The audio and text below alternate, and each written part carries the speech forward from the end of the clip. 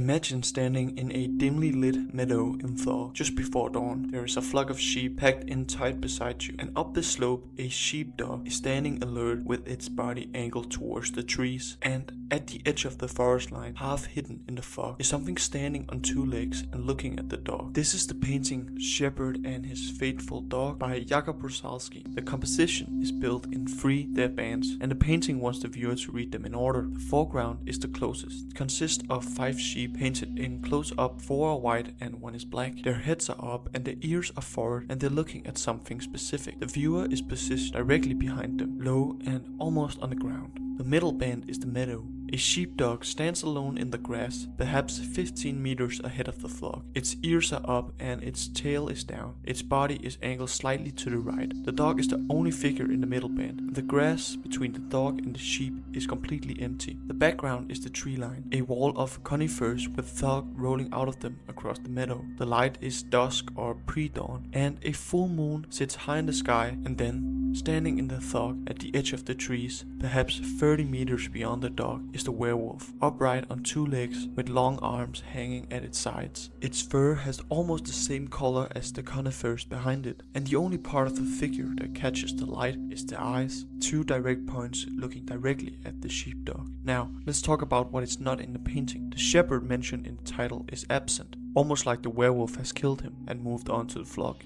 The dog is the only thing between the sheep and the wolf, and the painting is very honest about the size of the imbalance. The wolf is much larger than the dog by a margin the viewer can measure with their own eyes. There's no torch and no fence and no farmhouse anywhere near the frame. The meadow extends out to the trees with nothing in it, which means there is nothing to stop the wolf walking forward when it decides to. The lack of fencing or obstacles keeping the werewolf out actually plays into the medieval fear of the werewolf. Let me tell you why. The medieval werewolf belief wasn't really a fear of the wilderness. The werewolf was a fear of the village edge. The moment the dog goes quiet and the moonlight catches something in the tree line, and the village realizes it has been visible from the woods all along. The painting encapsulates this fear by putting the viewer at ground level with the prey and in the exact position occupied in the folkloric imagination, haunted in the exact place they thought they could be safe.